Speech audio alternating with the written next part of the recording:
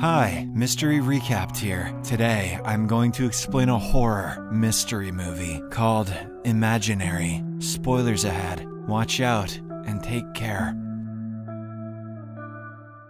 The movie opens as a young woman named Jessica is caught up in one of her recurring nightmares. She is being trapped in her childhood home and being stalked by a creature posing as her father. The creature then takes the form of a hideous spider and is about to attack when suddenly Jessica wakes up in her bed. She is in her apartment safely next to her husband, Max. Hearing his wife gasp in horror, Max quickly awakens and asks if she had yet another nightmare. I'm tired of this, babe. It is obvious that Jessica has been suffering from erratic sleep for quite a long time now. We also get to know that their family is soon moving to a new home. Max concludes that these nightmares are a result of a variety of problems, like shifting to a new place and dealing with his ex-wife. Furthermore, he suggests that they should immediately move into their new home so that at least one problem will be over. Can't do anything about my bitch of an ex-wife, though. Jessica initially isn't keen on the idea, but eventually agrees and starts packing their bags. A few hours later, the couple, along with their two daughters, arrive in front of the property that they will now call home. It is revealed that this is the same house where Jessica grew up with her family. She had to leave after an incident with her father, Ben, as a child. He was a good man by all accounts, but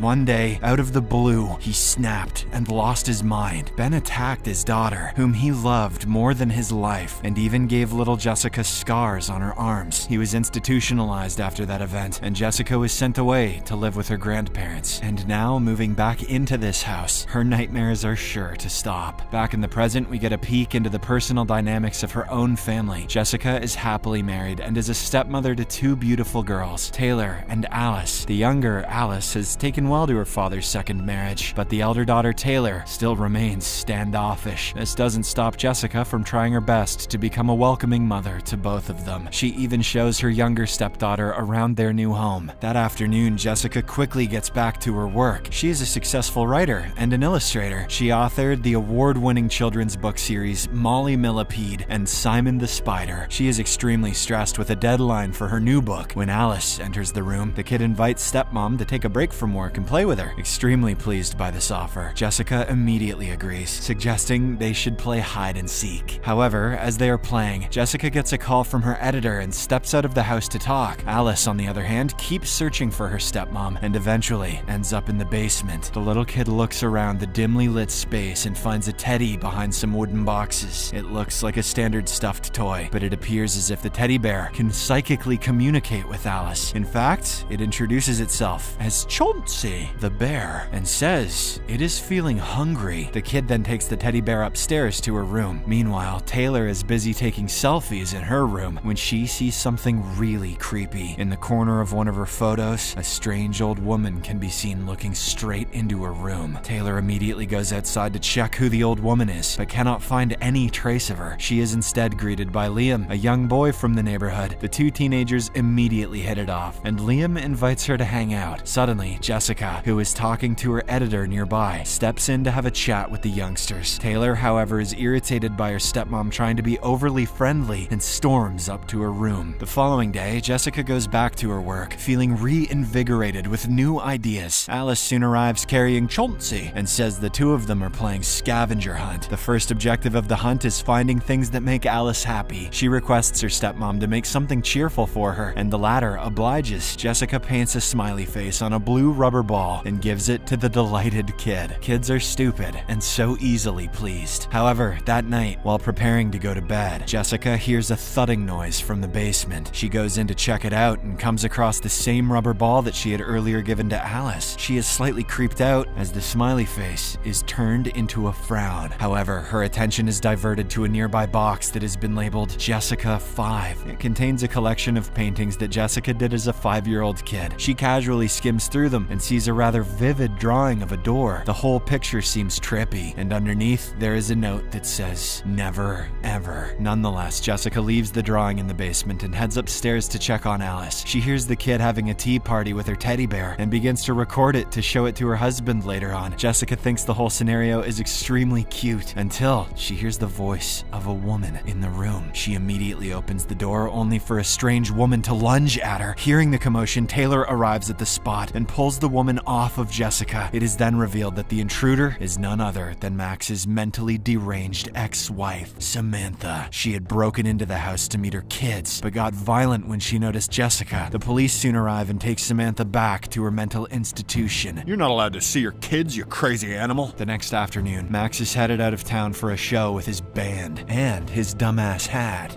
This guy fucks. His family bids him goodbye and is about to go back inside when an elderly lady approaches Jessica. She introduces herself as Gloria and reveals she used to be Jessica's babysitter when the latter was just a kid. Jessica, on the other hand, barely remembers her time in the house before her mother passed away. A few hours later, Jessica slips out of the house to visit her father, Ben, who is currently admitted in a nursing home. It turns out that he has lost much of his sanity after the incident decades ago. Jessica, however, still visits him, hoping that someday he will get his memories back. She shows him a camcorder that has a video of them playing and several other memories from the good old days. Suddenly, Ben grabs his daughter and begins to hysterically repeat the same phrase, "Get away from CB." Chauncey Bear? Back at the home, Taylor uses the opportunity to invite Liam over to their house. Alice isn't too fond of the stranger and irritatedly wishes that Chauncey would eat him up. Nonetheless, Liam tries to convince Taylor to raid her father's liquor stash. She forbids him from doing so, but the overly enthusiastic boy picks up a whiskey bottle anyway. Liam is so clumsy that he drops the bottle only seconds later, making a mess on the floor. She orders him to get a towel from upstairs, while she goes to clean the shards of glass. As Liam is searching for some extra towels, he sees something really strange. Someone seems to have put Chauncey under a bed sheet and placed it in the middle of the corridor. Things get even more trippy when the teddy bear begins to slowly drag itself towards Liam. Suddenly, the toy lunges at the teenager, transforming itself into a giant monster in the process. Liam screams in horror, but he's quickly brought back to his senses by Jessica. Turns out she arrived a few minutes ago and confronts her daughter as well as her male friend. An embarrassed Liam goes back to his home without telling anyone about what he saw, or that he dropped the liquor bottle, or that he shit his pants. A few days later, Jessica returns to her home office, but finds that someone has cut the heads off her drawings. Jessica knows that Alice hasn't been getting all the attention she needs, so she concludes that it was the little girl who did this as a means to pour out her pent-up frustration. Jessica then goes into her stepdaughter's room and tries to have a chat with the kid. She opens up about her own difficult upbringing and how she has a strained relationship with her father. Suddenly, she hears Alice playing outside and checks under the bedsheet. An embarrassed Jessica realizes that she's been talking to Chauncey, the teddy bear, all this time. Following this, Jessica casually looks around the room and finds the scavenger hunt list on a nearby desk. The list starts off innocently, but gradually turns more and more sadistic. The final 3 challenges contain sadistic things, like do something that scares you, do something that will get you in trouble, and finally, do something that hurts. Creeped out, Jessica goes to the window to call Alice, only to see a horrifying sight. The kid is outside playing with a piece of wood that seems to be ripped from a nearby fence. Alice is getting ready to impale her palm on a rusty nail that is sticking out of one end of the wood. Jessica realizes that the kid is about to perform the last task on the list. She quickly heads outside and saves her stepdaughter before Alice can hurt herself. A few days later, Jessica calls a child psychologist, Dr. Soto, to come and speak to Alice. The psychologist sets up a camera to record the session and begins to have a conversation with the little kid. She asks Alice about her imaginary friend, and the latter says his name is Chauncey. Dr. Soto urges her to talk to Chauncey about removing the risky things in the scavenger hunt list. Eventually, the kid agrees to do so and starts talking to the teddy bear about what happened a few days ago. The doctor watches on as Alice has a full-on conversation, but thinks that the little kid is talking both for herself as well as for her imaginary friend. However,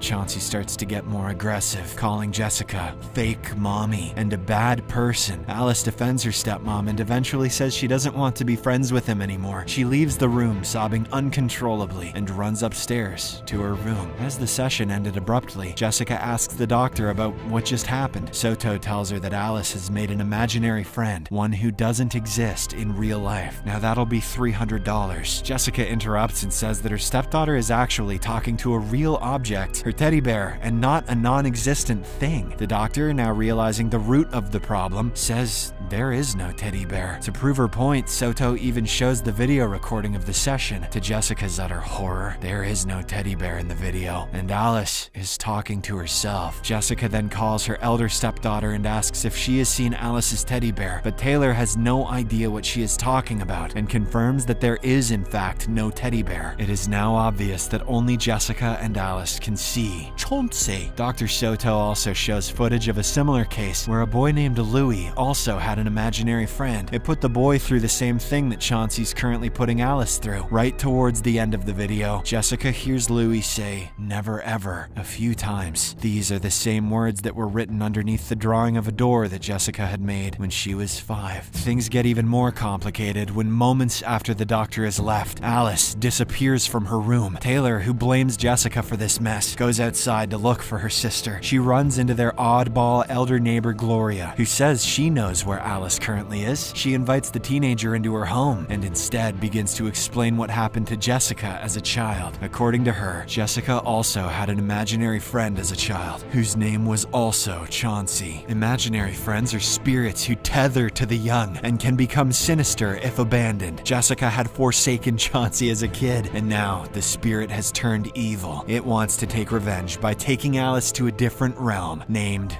the Never Ever. Soon afterwards, Gloria and Taylor head back to the latter's house and meet Jessica. Turns out the stepmom has figured out about the Never Ever after going through her old drawings from the basement. Now that they know what's happening, the trio of Jessica, Taylor, and Gloria head to the basement. They too play the scavenger hunt and complete the 3 tasks mentioned in the list. Suddenly, a gleaming door opens in the corner of the basement, and the 3 ladies enter inside. They finally arrive at the place called the Never Ever, a different dimension controlled by the imaginations of the children who inhabit it. As they search for Alice, the entity, which calls itself Chauncey, shows up in his monster bear form and tears Gloria apart. The mother-daughter duo manages to run away from the spot and fortunately stumbles into a room which looks like the family's old apartment in the city. Alice is dressed like a princess, surrounded by presents, and she even has Samantha there. Jessica, realizing that she needs to convince the kid that this Never Ever place is not real, hatches up a plan. She begins to smear paint all over the wall, something that Samantha never allowed her kids to do. Alice joins her stepmom in doing so, and a new door opens up. Taylor and Alice get out, while Chauncey chases Jessica in his monster form. Fortunately, Jessica stabs the beast in the eye and makes it through the door to the other end. But she is still in the Never Ever realm and is slowly cornered by the psychotic clones of her stepdaughters, as well as her father's clone. She is about to be overwhelmed when Taylor pops up on the spot with a baseball bat. She smacks one of the clones on the head and pulls her stepmom away. They finally make it back to the real world. However, their trouble is still not over, as Chauncey also peeks out to the real dimension. Here's Chauncey! It tries to drag Jessica back to the Never Ever, but thankfully, brave little Alice comes up with a permanent solution. She sees kerosene spilt nearby and quickly sets it on fire with the help of a nearby matchbox. Chauncey catches fire, which then spreads throughout the whole basement. Thankfully, Jessica and her stepdaughters make it out just in time, as their whole house is consumed by fire. The next day, Jessica, Taylor, and Alice try to check into a hotel, but they get spooked when they see a teddy bear peeking out from behind a chair. It turns out to belong to a little boy who is telling his mom about his imaginary friend, Rufus. The camera then pans to show that Rufus is exactly similar to Chauncey the bear. I'd say this is a setup for a sequel, but the chances of that happening